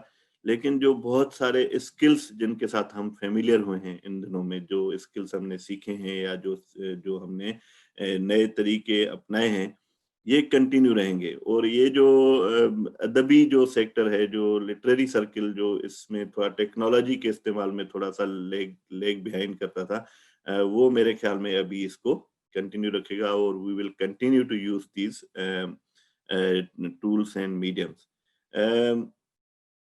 ایک اور چیز بہت اچھی یہ ہوئی ہے ان دنوں میں کہ ہمیں جو لٹریری سرکل کے لوگ ہیں ان کو نئے آڈینس بھی ملے ہیں. پہلے ہم اپنی عمر کے اپنے ہی جو سرکل کے دوست ہوتے تھے ان کو سنا کے ہم خوش ہو جاتے تھے کہ ہم نے لوگوں تک بات پہنچا دی، لیکن آن لائن میڈیمس اختیار کرنے سے یہ ہوا ہے کہ ہم نے بہت سارا نیا آڈینس کیپچر کیا ہے, بہت سارے نئے لوگوں تک, نئے آڈینس تک, یا جو خاص طور پہ نوجوان ہیں ہم ان تک پہنچنے میں کامیاب ہوئے ہیں کسی حد تک, کیونکہ ہم نے کووڈ کے دوران وہ میڈیمز استعمال کیے ہیں جو ہمارے بچے یا ہمارے نوجوان استعمال کرنا پسند کرتے ہیں اور چاہتے ہیں کہ ان کو انہی میڈیمز میں لٹریچر اور اس طرح کی چیزیں ملیں. آن لائن جو میڈیمز ہیں ان کو کنٹینیو بھی کرنا چاہیے, ان کی پیٹرنائزیشن بھی کرنی چاہیے, اور اس کے بارے میں جو فردر اسکل ڈیولپمنٹ ہے سرکاری سطح پر بھی اور باقی جو پرائیویٹ لیول پہ بھی وہ ہونی چاہیے, تاکہ ہم جو کووڈ کی جو اچھی باقیات رہ جائیں ہمارے پاس اس کو مناسب انداز میں ہم استعمال کرتے رہیں. جو میں نے اوور ویو پیش کیا ہے وہ آف کورس مکمل نمائندگی نہیں کرتا پاکستان بھر میں جتنا کام ہوا ہے. بہت سارے لوگوں نے انڈیویڈول یوٹیوب چینلز اور فیس بک لائیو اسٹریمز اور انسٹاگرام لائیو اسٹریمز شروع کی ہیں, اس کا میں نے ذکر نہیں کیا. میں نے صرف اداروں کا, چاہے وہ سرکاری ہوں یا پرائیویٹ ہوں, ان کا ذکر کیا ہے, اور ان میں سے بھی چند کا کیا ہے. بہت سارے اور لوگوں نے بھی بہت اچھے کام کیے ہیں جو کہ میں تفصیل سے اپنے پیپر میں کور کروں گا. بہت شکریہ.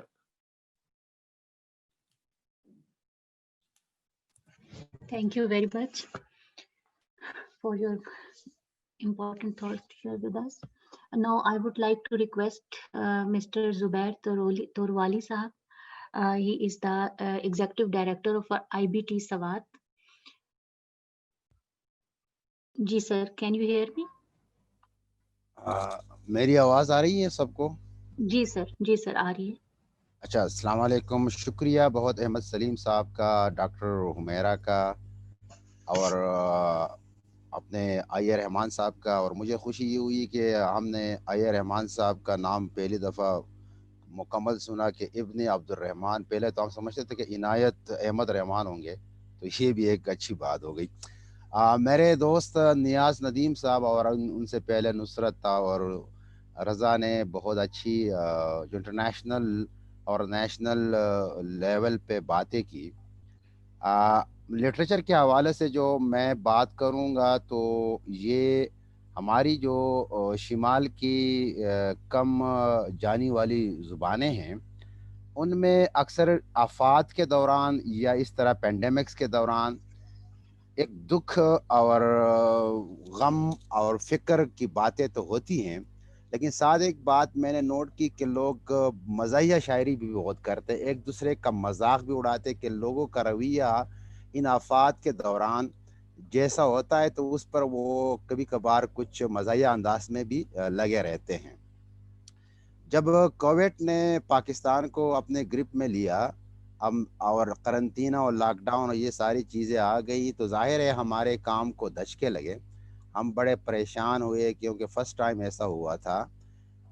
लेकिन लिटरेचर या लैंग्वेज प्रिजर्वेशन प्रमोशन से ज़्यादा हमें जो फ़िक्र थी कि अब इंसानी जानों को किस तरह बचाना है, तो इस लिहाज से हम देख रहे थे कि क्या किया जाए, क्योंकि हम ऐसे इलाक़ों में भी रहते हैं जहां हर एक को इंटरनेट का या डिजिटल टेक्नोलॉजी का एक्सेस भी नहीं है. तो एक इंटरनेशनल कंसोर्शियम बना जिसका नाम वायरल लैंग्वेजेस, उसका नाम भी वायरल लैंग्वेजेस रखा गया. और ये स्वेस और एक अमेरिकन यूनिवर्सिटी ने मिलकर ये कंसोर्शियम बनाया और पूरी दुनिया की इंडिजिनस ज़ुबानों में कोविड से मुतालिक आगाही और उससे मुतालिक मैसेजेस देने के लिए बनाया. तो इत्तेफाक से मेरा उनसे राबिता हुआ तो हमने ये किया कि एक तो उनका प्रोग्राम सिर्फ ये था कि वो उस इंडिजिनस कम्युनिटीज़ में से मैसेजेस को, पैगामात को लोगों से रिकॉर्ड करवाते और उनको यूट्यूब और फेसबुक और इस तरह की दूसरे मीडिया के ज़रिए फैलाते हैं. तो मैंने इनसे एक रिक्वेस्ट की और उनका एक स्क्रिप्ट था जो हर वीडियो के लिए बड़ा पेचीदा टाइप का स्क्रिप्ट था. तो मैंने उनसे ये कहा कि आप ये करें कि एक तो ये स्क्रिप्ट हमने आसान बनानी है, दूसरा ये है कि हमने जो सिर्फ कम्युनिटी अवेयरनेस मैसेज नहीं देने, बल्कि हमने रियली जो कोविड अफेक्टेड सर्वाइवर हैं उनकी भी एक्सपीरियंसेस शेयर करते हैं. और इन कम्युनिटीज़ के डायस्पोरा में जो लोग रहते हैं, यूरोप में, अमेरिका में, मिडिल ईस्ट में, जहाँ भी रहते हैं, ان پہ وہاں لاک ڈاؤن کے ان کے کیا ایکسپیرینسز ہے اور وہاں حکومتیں اور سوسائٹی کس طرح بیہیو کرتی ہے، یہ ریکارڈنگ بھی کر دی ہے. تو انہوں نے میری بات تو مانی اور اپنا پورا پروجیکٹ انہوں نے تبدیل کیا اور مجھے ایڈوائزر رکھا. تو پھر میں نے والنٹریلی ان کے لیے اپنے شمال کی پشتو اور ہندکو سمیت 25 زبانوں میں کوئی 30-35 ویڈیوز بنائی. اور یہ ٹیکنالوجی کی بات آئی تو ٹیکنالوجی نے ایک تو بڑا اچھا کام یہ کیا کہ ٹیکنالوجی ایک تو زیادہ جمہوری ہے، انکلوسیو مجھے لگتی ہے. آپ نیاز ندیم صاحب نے جتنی باتیں کی ان فیسٹیولز میں، شاید فزیکلی ہم وہاں نہیں جا سکتے تھے، لیکن ہم نے ان کو آن لائن موقع ملا سننے کا، اور آن لائن اتنی چیزیں آنے لگی اس کووڈ کے دوران کہ روزانہ کوئی 4-5 میز مختلف پروگرام یہ آتے رہتے ہیں کہ اس میں شرکت کرنا ہے. تو اس کو ہم نے یہ سوچا کہ دیکھتے ہیں کہ کس طرح ہم اس کو ٹیپ کر سکتے ہیں. تو ہم نے میں اور میرے ادارے نے ہم نے اس کووڈ کے متعلق اویئرنیس کے اسکرپٹ کو آسان بنا کر، اور پھر جو ڈائسپورا ہمارے ان لوگوں کے کئی اسٹوڈنٹس بھی باہر رہتے ہیں، ایسی جنرل کمیونٹی بھی رہتی ہے، ان سے رابطے میں رہے. اور وہ جو کووڈ سروائیور تھے ہمارے، ان سے ہم نے ان کو ایک شارٹ اسکرپٹ اپنی طرف سے ویڈیو یا آڈیو میں بھیج دیا، اور انہوں نے پھر وہ اپنے طور پر اپنے ہی موبائل پہ ریکارڈ کر کے ہمیں بھیج دیا. اور ہم نے یہ ویڈیوز واٹس ایپ پہ، یوٹیوب پہ، فیس بک پر ان کمیونٹیز میں چلا دیے. اور اس میں جو سب سے بڑا اچھا امپیکٹ آیا، مجھے لگتا ہے کوئی 35 ویڈیوز تو میں نے اس طرح ریکارڈ کیا، اور 5 منٹ سے یا زیادہ سے زیادہ 10 منٹ سے زیادہ ویڈیو نہیں ہوتا تھا. تو اس کا ایک امپیکٹ جو کووڈ سروائیور ہے ان کی جو اسٹوریز تھی وہ بہت افیکٹو اور امپیکٹ فل تھی، کیونکہ ان پر جو گزرا، ایک تو آپ کو پتہ ہے کہ جو بھی کوئی آفت آتی ہے پینڈیمک کی صورت میں یا کوئی ڈیزاسٹر کی صورت میں، تو اس سے کئی متس بھی جڑ جاتی ہے. یہ ایک نیچرل سی بات بھی ہے، کئی کنسپیریسی تھیوریز بھی نکل آتی ہے.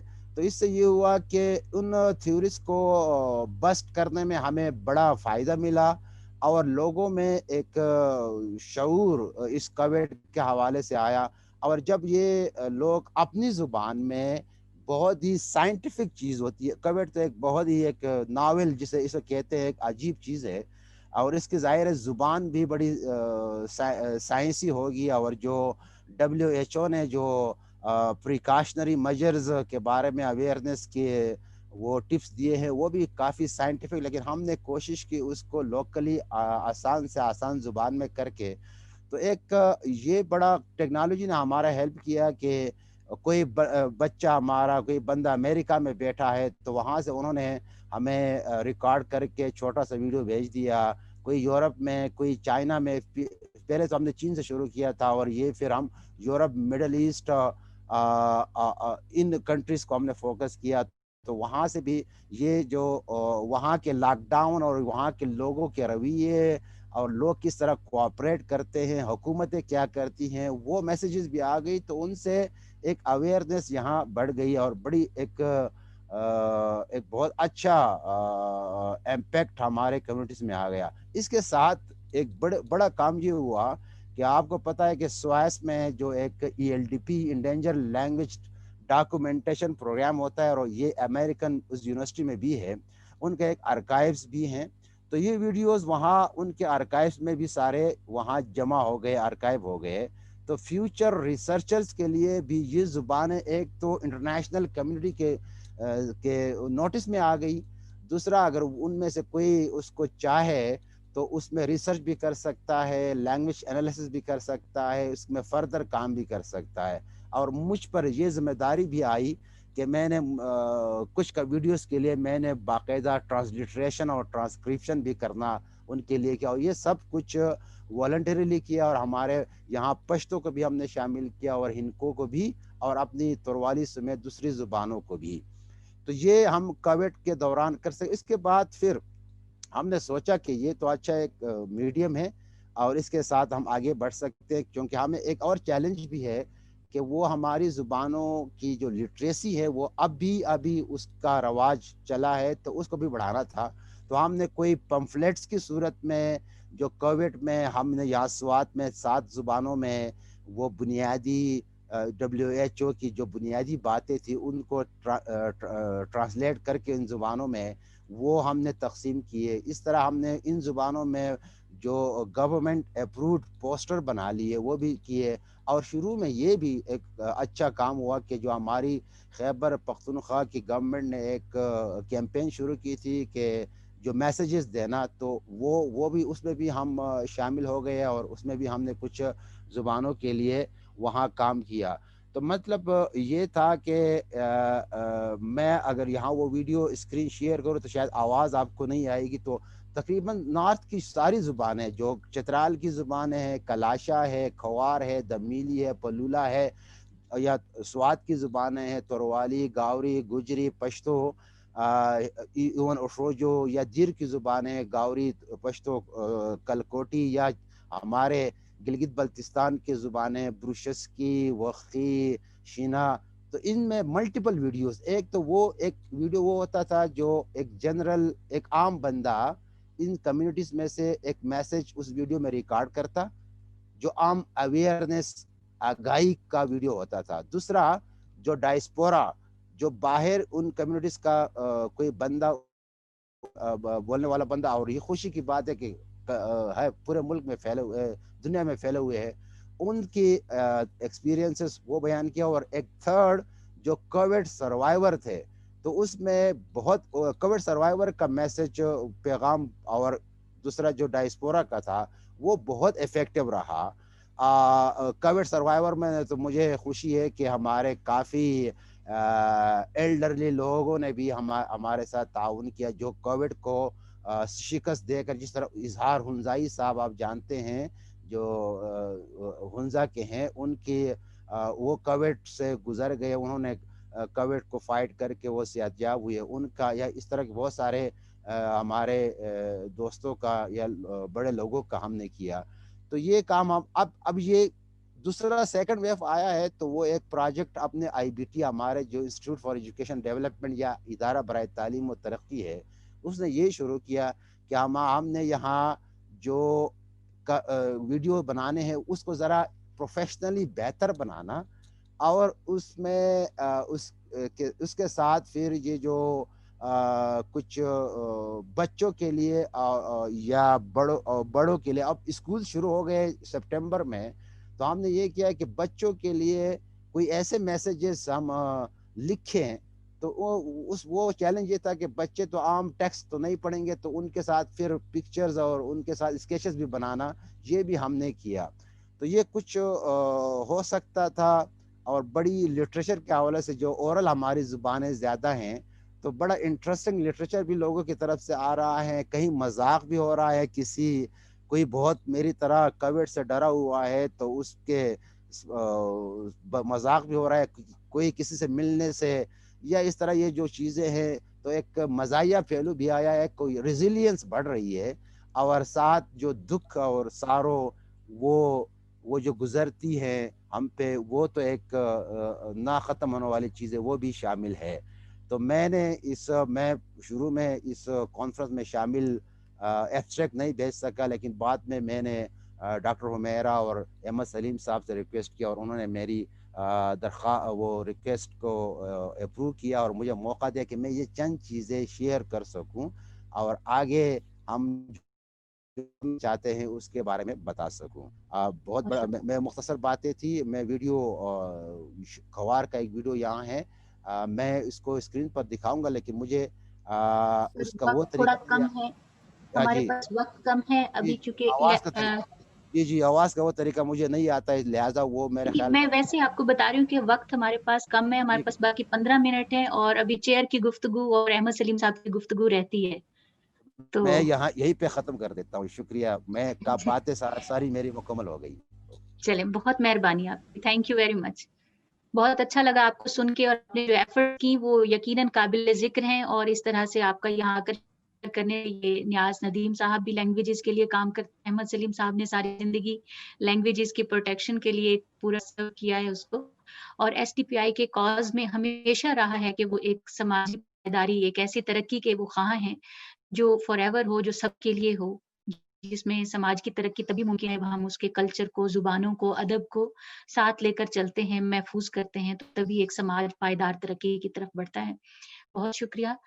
میں پروگرام کے جو محترم احمد سلیم صاحب کا یہ آئیڈیا تھا اس پینل کے حوالے سے، ان کی سوچ ہمیشہ سے یہی رہی ہے کہ وہ ادب کو زندگی کے ہر پہلو کے ساتھ جوڑ کر دیکھتے ہیں، اور زندگی کو ادب کے ساتھ چاہتے ہیں کہ زندگی کا ہر پہلو ادب میں پوری حقیقت پسندی کے ساتھ اس میں ریفلیکٹ بھی ہو.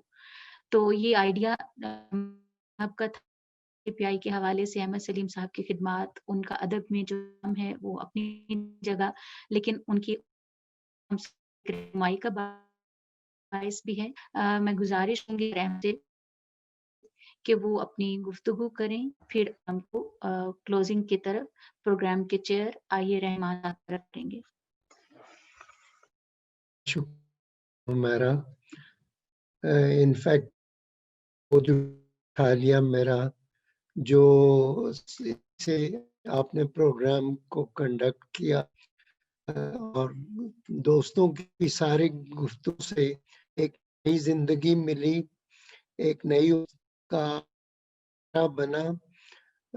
یہ یوز کر کے کہ ٹیکنالوجی اب فیشن کا دور نہیں رہا، جی زندگی کی ایک ایسی زبان جو نئے راستے کے،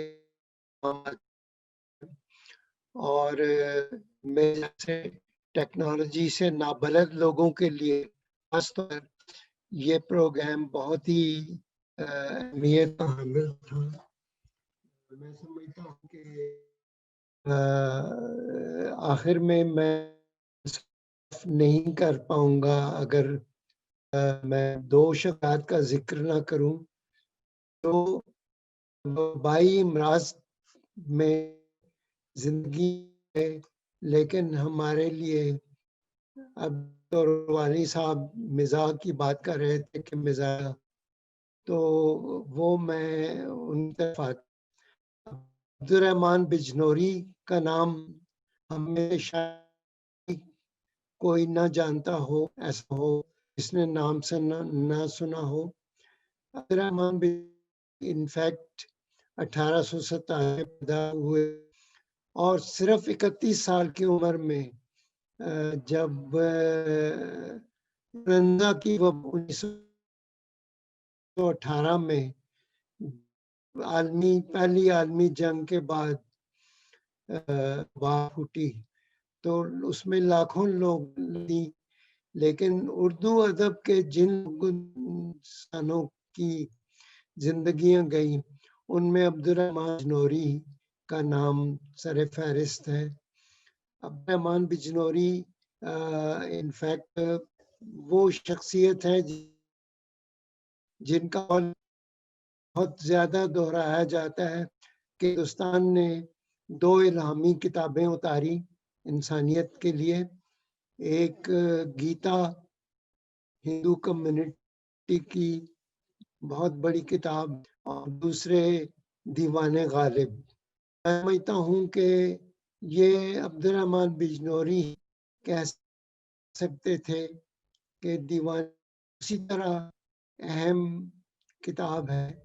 اور دوسری شخصیت جن کا میں ذکر کرنا وہ ہے مجید لاہوری.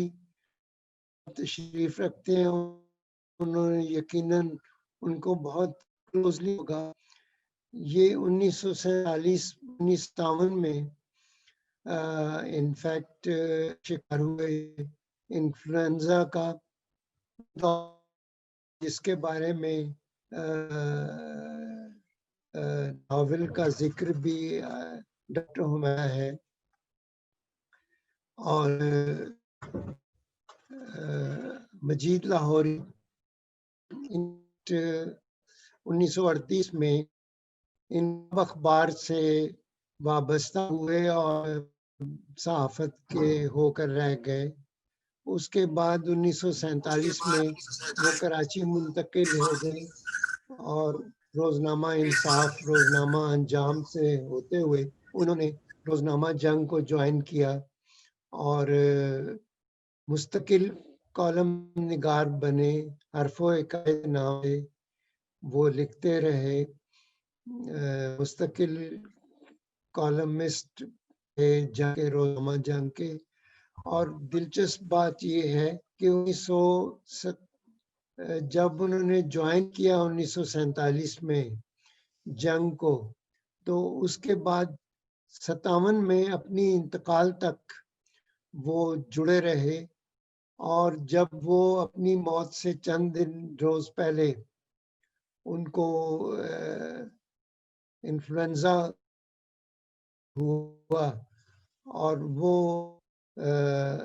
آخر وقت تک اپنے قارئین سے جڑے رہے اور یہ کمٹمنٹ دکھائی کہ قارئین کو اکیلا نہیں چھوڑنا. اور وہ مزاح نگار تھے بہت بڑے، نمکدان 15 روزہ رسالہ کے ایڈیٹر تھے، اور انہوں نے بھر مزاح لکھا. لیکن اب ان کی کالموں کی کتاب حرف و عقائد شفیع عقیل صاحب کی اچھا ہے، وہ قابل کتاب ہے. اور میں سمجھتا ہوں کہ مزاح کے ساتھ بڑی جڑت ہے.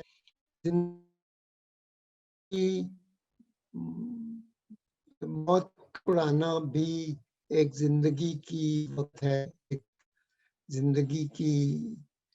تو یہ دو شخصیات ہماری یادگار رہیں گی. دونوں انتظار ہوئی، ایک 1918 میں اور دوسرے 1957 میں شخصیت نے جانیں دی اپنی. لیکن وہ آج بھی ہمارے دلوں میں، ہمارے احساسات میں زندہ ہیں. اور میں سمجھتا ہوں کہ ان کی موجودگی میں ہم ہر موت، ہر قسم کو شکست دے سکتے ہیں، اور نے شکستیں دی ہیں. آج بہت پر امید باتیں ہوئیں، خاص طور پہ تمام دوستوں نے جو بات سب سے اہم نقطہ پیش کیا کہ مایوسی کا کوئی دخل نہیں. مجھے بھی بہت احتیاط کرنے کو، احتیاط کی بھی، لیکن میں سمجھوں کہ مایوسی کی کوئی ضرورت نہیں. اور زندگی جب تک رواں دواں ہے، زندگی کو اسی طرح ہم نے آگے بڑھانا ہے. اب میں آخر میں سب سے ہمارے جو دانش کے اور درد مندی سے ہمارے گرو ہیں آئیے رحمان صاحب، ان سے درخواست کروں گا کہ وہ اپنے صدارتی خطبے سے ہمیں لطف اندوز کریں اور ہماری امیدوں کو بڑھائیں. بہت شکریہ.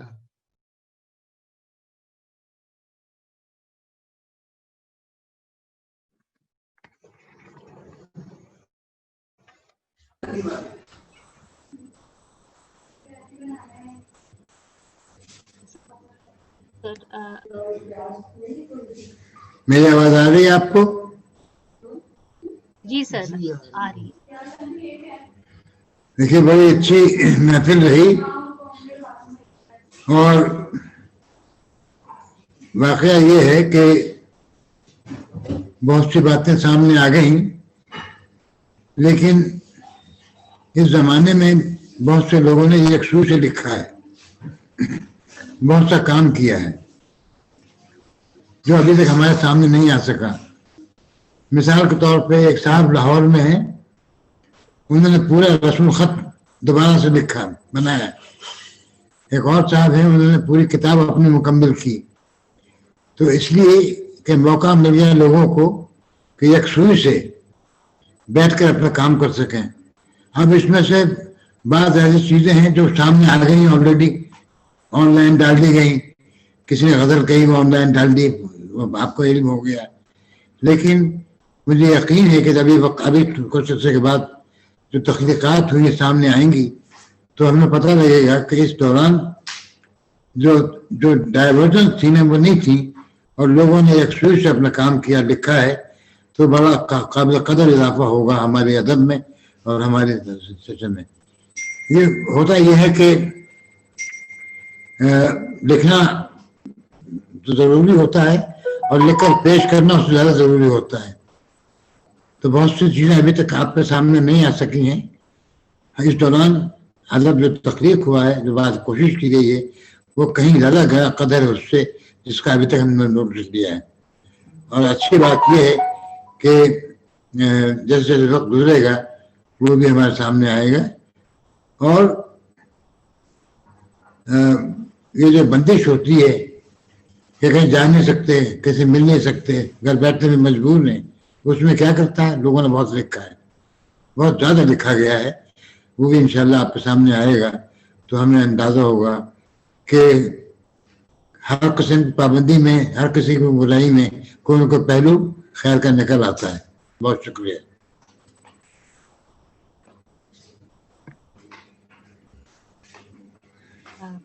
بہت شکریہ سر. آپ نے بڑی خوبصورتی جو ہے وہ پیش کیا کہ جس میں آپ نے بتایا کہ اس یکسوئی سے ہر چیز میں ایک پہلو ہوتا ہے اور اس تنہائی میں اس فاصلوں میں ہم نے ایک اور چیز جو یکسوئی سے کام کرنا ہمیں سب کو ملا. دیکھتے ہیں کہ فیس بک پر بہت زیادہ کتابیں روز کتابوں کے ٹائٹلز شو ہو رہے ہوتے ہیں تو اس سے لگتا ہے واقعی کہ لوگوں کو بیٹھنے کا ملا ہے تو وہ بہت پروڈکٹیو بھی رہا ہے. تو جہاں کچھ چیز تھی وہاں یقیناً ان کے مثبت پہلو بھی ہیں. بہت شکریہ محترم جناب رضا نعیم صاحب, محترم جناب نیاز احمد صاحب, محترمہ نصرت صاحبہ, زبیر طولوالا, محترم احمد سلیم صاحب اور ہمارے بہت محترم ریحان صاحب کی شرکت نے اس پروگرام کو آج انوں کے باوجود کروڑائی صورتحال کے باوجود ہم سب کو ایک جگہ کیا اور ایک دوسرے کے ساتھ شیئر کرنے کا موقع فراہم. شکریہ.